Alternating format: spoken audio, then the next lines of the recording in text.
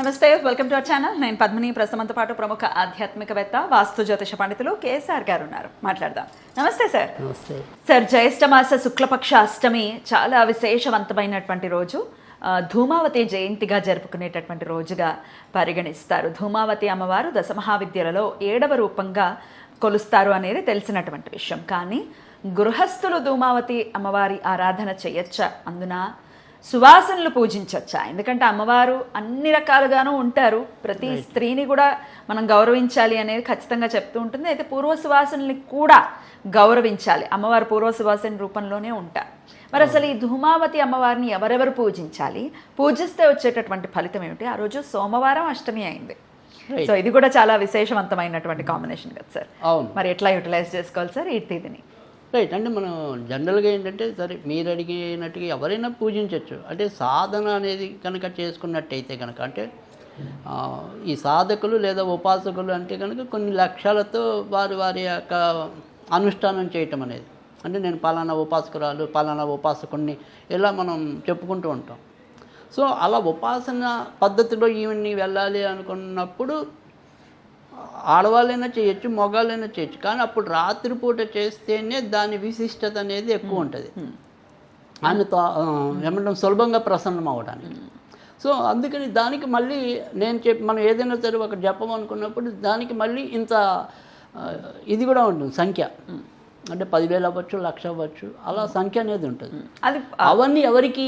ఉపాసనలో ఉన్న ఉపాసకులకి మాలాగా మామూలుగా చేసుకునే అలాంటి వాళ్ళకి అవసరం లేదు. అది అందరూ గుర్తుంచుకోవాల్సింది. ఏమంటే పలానా పుస్తకంలో చదివా 1,00,000 మంత్ర జపం చేయాలి. 1,00,000 మంత్ర జపం దేని చెప్పారు? నువ్వు ఏదైనా సాధన చేస్తావు ఆవిడది. సో ఆవిడ దాంట్లోకి వెళ్ళాలి, ఆ పరంపరలోకి వెళ్ళాలి అనుకుంటే కావాలి. మామూలుగా నా కోరిక అయితే సాదా సీదా, అంత అవసరం లేదు. మరి పైగా ఈ దశమహావిద్యలు గురుముఖతగా తీసుకోవాలి, పుస్తకంలో చూసి చేసేయకూడదు అనేది కూడా వింటున్నాను సార్. మీరేమంటారు దాన్ని? అది నేను చెప్తున్నాను. ఇప్పుడు ఏదైనా సరే తీవ్ర సాధన అనేది వేరు, సాధారణ సాధన అనేది వేరు. సో సాధారణ సాధన అనేది మనం శాంతియుత మార్గంలో ఎవరైనా ఏ ముఖంగా లేకుండా మన ముఖంతో చేసుకుంటే చాలు. సో అది సరిపోతుంది. కానీ ఎవరైతే ఇందాక మనం చెప్పుకున్న కండిషన్స్ ఉంటాయో ఆ కండిషన్స్లో మాత్రం ఖచ్చితంగా గురుముఖం. ఎందుకని గురుముఖం అప్పుడు కూడా అంటే కొన్ని శక్తులు అవి మన ఒంటి మీదకి రావచ్చు ఒక్కోసారి, లేదా మన పరిసరాల్లో తిరగచ్చు. ఉగ్రం కదా అవి మనం తట్టుకోవటం అనేది ఒకటి. లేదా అవి ముందే మనకి గురువు చెప్తాడు, నువ్వు భయపడకు, ఒక్కోసారి వీళ్ళ ఈ రకంగా ప్రవర్తిస్తాయి. అందుకని అప్పుడు మనం ఎల్లట్టు ఉండాలి. సో అప్పుడు కావాలి గురుముఖం. ఇప్పుడు మనకు పర్వాలేదు, మనం సాధారణంగా చక్కగా చేసుకోవటమే. చేసుకుంటే ఎలా సార్ అమ్మవారి ఆరాధన అసలు ఎందుకు చేయాలి అంటే ఈ ధూమవతి ఆరాధన అనేది ఆవిడ మనకి తెలుసు కదా, ఒక చేతిలో చీపురు ఉంటుంది, ఒక చేతిలో చాట ఉంటుంది. అంటే మన దగ్గరున్న ఎటువంటి అంటే కోరికల దుర్గంధమే నిజానికి. సో కానీ అలాంటి దుర్గంధాన్ని కూడా తీసి మనకి సుగంధాన్ని ఇచ్చేది ఈవిడ. సో అందుకని ఎటువంటి దాన్నైనా సరే ఉచ్చాటన శక్తి అన్నాం ఏమండి, తీసి పెట్టేది. అంటే దారిద్ర బాధలు ఏ బాధ అయినా సరే, ఎలాంటి మీకు రోగం అనుకుంటే రోగాన్ని తీసేస్తుంది, శత్రువులు అనుకుంటే శత్రువులు లేపేస్తుంది. సో ఆరోగ్యం అంటే ఇంకా మనకి ఆ శత్రుత్వం ఉండదు, అంతేగా. సో అది ప్రత్యంగిర అయితే ఒకసారి లేపేస్తుంది. అమ్మ బాబోయ్. సో అంటే మనం కోరుకునే దాన్ని బట్టి ఉంటుంది. సో కానీ జనరల్గా ఏంటంటే ఎప్పుడైనా సరే మనం ఎవరైనా సరే మనిషిగా కోరుకోవాల్సింది ఏంటంటే ఎవరిలో అయినా సరే శత్రుత్వ గుణం పోవాలని కోరుకోవాలి, కానీ శత్రువే పోవాలని కోరుకోకూడదు. ఎగ్జాక్ట్. కానీ మనం ఏంటంటే కొంతమంది గబుక్కున్న కోపంలో అనేస్తాం, వాడు పురుగులు పట్టి చావాలి, వాడు అలా చావాలి ఇలా చావాలి అని. కానీ అవి వద్దు. చక్కగా వాళ్ళు శత్రుత్వం పోతే ఆటోమేటిక్గా మనతో మంచిగానే ఉంటాడు కదా. ఎగ్జాక్ట్లీ. సో మనం కోరుకోవాల్సిందల్లా కూడా ఎవరిలో అయినా సరే ఆ శత్రు గుణం అనేది పోవాలి, వాళ్ళు చక్కటి సాంఘీభావం, మిత్రత్వం ఇలాంటివి రావాలని కోరుకోవాలి తప్ప గుణం పోవాలి ఎప్పుడు కూడా, మనిషి కాదు. సో మనిషి పోతే మళ్ళీ మనిషి వస్తాడు, ఇంకొకటి వస్తాడు. సరే గుణం పోయిందనుకోండి, మనం కూడా మన పిల్లలకి మంచి గుణాన్ని అందిస్తాం. సో అందుకని మనం కోరుకునేది ఎప్పుడు కూడా మంచి కోరుకోవాలనేది 10 మందికి, అది మన సిద్ధాంతం. సో ఇక్కడ ధూమవతిని ఆరాధించేప్పుడు ఒక్కటే మనం అంతకు ముందు కూడా ఎప్పుడైనా సరే ఇవి చేస్తూ ఉంటాం. ఎందుకంటే నేను ఆరాధించే ఒక విద్యలో ధూమవతి కూడా ఒకళ్ళు. ధూమావతిని ఎందుకు ఆరాధించాలి అంటే కనుక జాతకం బట్టి చూసినట్టయితే కనుక శనికేతువుల యొక్క అనుగ్రహం కావాలి అనుకుంటే కనుక ఖచ్చితంగా ధూమావతిని ఆరాధించాలి. అద్భుతం. సో మరి ఎవరైతే ముఖ్యంగా శని పాలిత రాశులు అంటే మనం కొన్నిసార్లు చెప్పాం శని పాలిత రాశులు అంటే కనుక యాక్చువల్గా వృషభ రాశి, మిథున రాశి, కన్యా రాశి, తులారాశి, మకర రాశి, కుంభరాశి ఈ 6 కూడా శని పాలిత రాశులు. అంటే ఈ 6 రాశుల వారికి మరింత అవసరం ఖచ్చితంగా చేసుకోవాలి. అయితే ధూమవతిని చేస్తే ఆటోమేటిక్గా శని కూడా మనకి అనుకూలుడై ఉండటం అనేది జరుగుతుంది. సో మన జీవితం చక్కటి విధానంలో ముందుకెళ్ళటం అనేది జరుగుతుంది. సో ఒకసారి ఎప్పుడో కూడా చెప్పాను, అంటే యాక్చువల్గా ధూమవతి గురించి నాకేం తెలియని సందర్భంలో ఒక ఆమె చెప్పారు ఇలాగని, ధూమవతిని ఆరాధించండి అని. అంతే ఆరాధించండి అన్నారు కానీ ఆ ధూమవతి ఏంటి, ఆ ధూమవతి ఎవరని నాకేం తెలియదు. మీరు కూడా శని పాలిత రాశుల్లో ఉన్నారా? ఖచ్చితంగా ఉన్నాను కదా. సో శనే నాకు అధిపతి కూడా. సో అందుకని కానీ ఆవిడేం మరి నాకు జాతకం చూడలే, ఏమి చూడకుండానే ఆవిడ మరి టక్కున నోటికి వచ్చింది. ఊరికే మీరు ఇది చూసి అంతే మీరు ధూమవతి చేయండి అంది. ఎన్నాళ్ళ క్రితం సార్? ఇంచుమించు 2011 ఆ టైం మొదలు పెట్టారు. అప్పుడు 2011 నుంచి, అంటే ఒక విధంగా చెప్పాలంటే 2011 నుంచి కొద్దిగా ఎప్పుడైతే మనం ఈ ధూమవతికి వెళ్ళామో అసలు అప్పటి నుంచి అసలు మొత్తం లైఫ్ అంతా మారిపోయింది. అంటే అప్పటిదాకా మనం ఏమంటాం జ్యోతిష్కులుగానే ఉన్నది కాస్త ఒకసారి ఆధ్యాత్మికంగా కూడా బోలంత వికాసం పురోగతి వచ్చింది. అంటే రకరకాలైన గురువుల సాన్నిధ్యం రావటం, సో తరచు అలాంటి ఇష్టాగోష్ఠులు పెరగటం, అంటే ఒక రకంగా చెప్పాలంటే కనుక ఆ రకమైన ఆధ్యాత్మిక చైతన్యానికి కూడా అంకురార్పణ నా జీవితంలో ధూమవతి అని చెప్పుకోవచ్చు. సో అంటే చిన్నప్పటి నుంచి ఉంది, ఆ ఉన్నదాన్ని ఏమంటాం సెకండ్ ఇన్నింగ్స్, ఇంకొంచెం యాడ్ ఆన్ అవ్వాలి కదా. మనం చిన్నప్పుడు ఏమవుతుందంటే ఒక వయసులో పుట్టినప్పుడు ఉంటాం భక్తిగా, తర్వాత ఎప్పుడైతే మళ్ళీ మనం ఇంటర్ వచ్చేప్పటికి ఇవన్నీ మనకి ఏంటో అప్పుడు ఎందుకు కొలిచామో అనిపిస్తుంది, ఉడుకు రక్తం ఒకటి మొదలవుతుంది కదా, అప్పుడు నెమ్మదిగా వాడికి దూరం అవుతాం. సో మనం కానీ ఏమవుతుందంటే ఇలాంటి అనుభవాలన్నీ మనకు ఉన్నప్పుడు మన పిల్లల్ని కాదు నువ్వు చిన్నప్పటి నుంచే ఆ దేవుడి బాట పట్టు అని చెప్పి మనం చెప్పడానికి అవకాశం ఉంటుంది. సో అలా ధూమవతి అనేది మనలో ఉండే ఏదైతే చెడు గుణాలు అంటే అప్పటిదాకా నాలో ఉన్న ఏవైతే బలహీనతలు ఉండొచ్చు ఆ బలహీనతలన్నీ సమూలంగా ఆవిడ తీసిపారేయటం. సో అది మనకి ఆమె ఇచ్చిన గుణం. సో అందుకని ధూమవతిని ఆరాధించటం అనేది ఒకటి. అయితే ఆ తర్వాత ఆవిడ ఏం చెప్పకపోయినా కూడా ఆవిడ గురించి బాగా తెలుసుకుని ఉండటం. అయితే ఇక్కడ సాధనలో గుర్తుంచుకోవాల్సింది ఏంటంటే, సాధన అంటే మనం ఇప్పుడు చేసే పూజలో ఈవెన్ ఒక్కటి మనం అంతగతం కూడా వీడియోలో వాళ్ళకి మళ్ళీ ఇంకోసారి అర్థం అవడం కోసం చెప్తున్నాం. చెప్పండి. సో ఏదైనా సరే ఈవిని కోరుకున్నప్పుడు కావాలి అనకూడదు, అదొకటే ఫండమెంటల్ రూల్.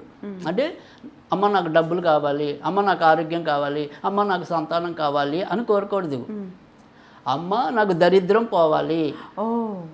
సో నెగిటివ్ అంటే ఈవిడంతా తీసేస్తుంది కదా, అమ్మ నాకు అనారోగ్యం పోవాలి, అందుకని ఆరోగ్యం కావాలి అనకూడదు. ఈవిడ అంతా ఉచ్చాటన తీసేస్తుంది. ఈవిడ నాకు డబ్బు కష్టాలు పోవాలి, అలా ఆర్థిక బాధలు నశించాలి, ఆర్థిక బాధలు పోవాలి, అందుకని అమ్మ నాకు డబ్బు చేయాలనకూడదు, పోతుంది. ఎందుకంటే వీడికి తీయడమే తెలుసు, చాట చీపురు పట్టుకులే. సో అందుకని వాళ్ళకి ఖచ్చితంగా నెగటివ్ చెప్పాలి, అప్పుడు చాలా బాగా పనిచేయటం అనేది ఉంటుంది. సో అది చాలా చక్కటి దేవత. సో ధూమవతి శీఘ్రంగా ఉంటుంది, అంటే చాలా త్వరితగతిన ఫలిస్తుంది అనేదే చెప్పారు. సో మనకి అంటే యాక్చువల్గా ఈ చిన్నమస్తాదేవి ధూమవతి కొద్దిగా డిఫరెంట్ టైప్లో ఉంటారు వీళ్ళు. మనకి ధూమవతి ఇంకా పూర్తి భిన్నంగా ఉంటుంది. అవును, అంటే మీరు చెప్పినట్టు పూర్వసుమంగళం అంటే వైదవ్య రూపంలో ఉండటం అనేది. అది ఇక్కడ ఒకటి ఈవిడ సారం ఏం చెప్తారు అంటే ఈవిడ పరంగా మనకి పురాణ వాంగ్మయం ఇచ్చింది ఏంటంటే కనుక జీవితంలో నువ్వు దేన్నైనా ఒకలాగా స్వీకరించాలి. అంటే మంగళాన్ని ఎలా ప్రేమిస్తావో అమంగళాన్ని కూడా అలాగే ప్రేమించాలి. సో వెన్నెలు ఎలా ప్రేమిస్తావో చీకటిని కూడా అలాగే ప్రేమించాలి. జననం ఎలా ప్రేమిస్తావో మరణాన్ని కూడా అలాగే ప్రేమించాలి. సో వీటన్నిటికీ మనం అతీతమైనప్పుడు మాత్రమే మనకు కావాల్సిన ఆధ్యాత్మిక పురోగతి అనేది వస్తుంది. సో మనం పుట్టం ఎలా ప్రేమించామో ఇవాళ రేపు మరణం కూడా వస్తుందని మనకు తెలుసు కదా. సో దాన్ని ప్రేమించాలి, ఇవాళ కాకపోతే రేపైనా వచ్చి తీరుతుంది. అది భయపడద్దు. అలాగే నువ్వు ఎలాగైతే ఆ పవిత్రమైన రూపాన్ని చూసి, అంటే లలితా త్రిపుర సుందరి అవ్వచ్చు, కమలాత్మక అవ్వచ్చు, భువనేశ్వరి అవ్వచ్చు, వాళ్ళందరినీ ఎలాగ చూసి అబ్బా వాళ్ళ సౌందర్యాన్ని మురిసిపోయావో, ఇక్కడ ఈవిని చూసినా కూడా రేపు నీ జీవితం కూడా అంతే. నేను ఇవాళ ఇంత అందంగా ఉన్నాను, ఇంకో 10 ఏళ్ళు అయితే ఇలా పట్టుకుని నడుస్తా. సో ఎక్కడైనా సరే కదా, మన అందం ఏ రోజైనా సరే తరిగేదే. దానికి తార్కాణమే ధూమవతి, అంతే తప్ప ధూమవతి అలా ఎందుకు పెట్టారు కాదు, 2 సమానంగా స్వీకరించమని పెట్టారు. సో ఆ రకంగా ధూమవతి రూపం కాదు, ధూమవతి గుణాన్ని మనం అవలోకించాలి. Right sir. మంత్రం కూడా చాలా తేలికే. ఓం ధూమ్ ధూమ్ ధూమవతి స్వాహ, ఓం ధూమ్ ధూమ్ ధూమవతి స్వాహ, ఓం ధూమ్ ధూమ్ ధూమవతి స్వాహ. దాకి వస్తుందా సార్? అన్నిటికీ ఒత్తులు ఉన్నాయి. ధూమ్ ధూమ్ అది కూడా ధూమవతి స్వాహ. రైట్. అంతే, రోజుకి 108 సార్లు, 54, 27 సార్లు. అయితే దీనికి ఏంటంటే ఎక్కడైనా సరే చాలా అదృష్టవంతులు ఎవరు అంటే కనుక కాకులు వచ్చేవాళ్ళు అదృష్టవంతులు. ధూమవతి ఆరాధనకి మీకు ఇక్కడ సాన్నిధ్యం, శనిది కూడా వాహనం కాకే, ధూమవతికి కూడా వాహనం కాకే. సరిపోయింది. సో అలాగే శని కూడా చీకటి తత్వం ఉంది, ధూమవతిలో కూడా బూడిద తత్వం, అంటే అది కూడా చీకటి తత్వమే ఉంది. సో అలాగా సమతుల్యత అనేది ఉంది. సో అందుకని ఇక్కడ మనం ఏదైనా సరే కాకులు వచ్చిన వాళ్ళకి ఏంటంటే ఇంకా సౌలభ్యం ఏంటంటే, ఈ శనివారాల పూట అప్పుడప్పుడు కాకులకి కొద్దిగా కాకబలి అంటాం, ఈ అన్నం మెతుక మీద ఒక చుక్క కుంకుమ వేసి పెడితే కనుక ఇంకా చాలా తొందరగా ధూమవతి అనుగ్రహం మనకి లభిస్తుంది. అంటే ఈ మంత్ర సాధన చేసినా చేయకపోయినా ఇదైతే ప్రాక్టీస్ అది మనం ప్రాక్టికల్గా కూడా చేసుకోవచ్చు. మనం వాటి కాకులకి వేసేప్పుడు ముఖ్యంగా నేను ఇది ఎవరికైతే వ్యసనాలు ఉంటాయో వాళ్ళకి ఇచ్చి మంచి లాభం పొంది ఉన్నా. సో అంటే ఇప్పుడు సపోజ్ భర్త తాగుడికి బానిస అయ్యాడు, లేదా అమ్మాయిలకి ఇప్పుడు మనకి ఇక్కడ అంటే కొద్దిగా తక్కువ, మీరు కనుక నర్సీపట్నం, విశాఖపట్నం అలా అటువైపు ఉన్న వాళ్ళకైతే కనుక బాగా చీటికి మాటికి ఒకటే ప్రశ్న వేస్తూ ఉంటారు. వాళ్ళ భర్తలు వేరే వాళ్ళు వెళ్ళారు అనుకోండి, వాళ్ళ తరచి మనం వచ్చే ఒకటే ప్రశ్న వేస్తారు, ఏమండి మా ఆయనకి ఎవరో మందు పెట్టారండి అంటారు. మందు పెట్టటమా? మనం ఇంకా తక్కువ ఉంటాం ఇక్కడ, కొన్ని ఊళ్ళలో అయితే చాలా ఎక్కువ ఉంటుంది మందు. అసలు నిజంగా మందులు పెడితే వాళ్ళు వశం అయిపోతారా సార్ అనేది వాళ్ళకి నమ్మకం ఉంది. మీ అనాలిసిస్ ఏంటి? నేను దేన్ని కూడా అంత కొట్టిపారేను కాదు. మనం ఏమంటాం అంటే దేన్ని ఎటు వెళ్ళినా నేను జాతకానికే వస్తాను. అంటే ఎవరు బలహీనరో, అంటే ఇప్పుడు సపోజ్ మనం ఒకసారి వీడియో కూడా చేసాం, అంటే దెయ్యం అనేది ఉంది అనుకున్నాం, నిజంగా ఉంది అనుకున్నాం, నన్ను పట్టదు మిమ్మల్ని పడుతుంది, లేదు మిమ్మల్ని పడుతుంది నన్ను పట్టదు, రెండోటే. అంటే ఎందుకు ఉంటుంది అంటే మీది బలహీనమా నాది బలహీనమా అనేది చూసుకోవాలి. సో ఎక్కడ బలహీనత ఉంటుందో అక్కడే ఏవైనా ఆవహిస్తాయి. Right sir. సో నా భర్త అసలు మామూలుగా స్వతసిద్ధంగా ఎంతో కొంత తిరిగే గుణం ఉంది. సో సో అంతేకాని నా భర్తకి ఏమీ తెలియదండి అయామయం అంటే ఎవరు నమ్ముతావు కదా. వాళ్ళు ఎక్కడొక్కడ చిన్న పిసరేలో ఉండాలనేది నా సిద్ధాంతం. అప్పుడు మందులు పనిచేస్తాయి, ఇంకోటి పనిచేస్తాయి. అప్పుడు కూడా ఇది పనిచేస్తుందా? అంటే ఆ భార్య కుంకుమ కలిపిన అంటే ఎటువంటి వ్యసనం ఉన్నా కూడా తీసివేయడానికి ఇది చాలా అద్భుతంగా ఉపయోగపడుతుంది. కుంకుమ కలిపి అన్నం పెట్టి, అమ్మ మా భర్త ఇలా చెడుదాళ్ళు పడుతున్నాడు, లేదా మా భర్త ఎంత చెప్పినా మందు కొడుతున్నాడు, ఇలా ఏవైతే వాళ్ళు బాధపడుతున్నారో, లేదా కొంతమంది పందాలు ఆడుతుంటారు, బోలంత డబ్బు పోగొడుతుంటారు, ప్యాకెట్ ఆడుతుంటారు, అదే కదా నేనది. చిన్నపిల్లలు కూడా వ్యసనాలు కదా. అలాంటి ఏదైనా సరే వ్యసనానికి అయితే కనుక ఇంకా బ్రహ్మాండం, ఎందుకంటే ఆ వ్యసనాన్ని ఉచ్చాటన ఆసక్తి. Super sir. సో అలాంటి వాళ్ళు ఎవరైనా కూడా ఈవెన్ ఆరాధించడం వల్ల చాలా అద్భుతమైన ఫలితాలు ఉంటాయి. డన్ సార్, చాలా బాగా చెప్పారు సార్. డెఫినెట్గా ఇది ఉపయోగపడుతుంది, ఖచ్చితంగా చేసుకుని మిస్ అవ్వకుండా చేసుకోవాలి, ఈ తిథిని వినియోగించుకోవాలి మన వాళ్ళని మనవి చేస్తూ కృతజ్ఞతలు సార్. నమస్తే సార్.